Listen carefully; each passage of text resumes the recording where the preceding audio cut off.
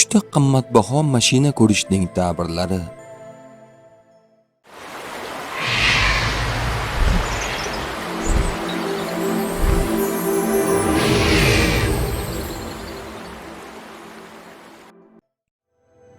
Tushda qimmatbaho mashina ko'rish odatda yaxshi alomat sifatida talqin qilinadi, ammo ma'nosi tushdagi vaziyatga bog'liq bo'ladi.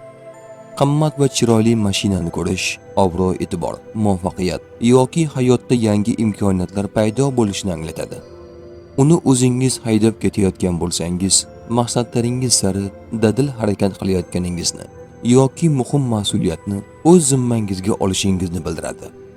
Agarda sizga sovg'a qilishsa, kutilmagan yordam, yaxshi xabar yoki foydali taklif ramzi sifatida talqin qilinadi. Mashina buzilib qolsa yoki avariyaga uchrasa, rejalarda to'siqlar yoki ehtiyotkorlik bilan qaror qabul qilish kerakligiga ishora bo'ladi.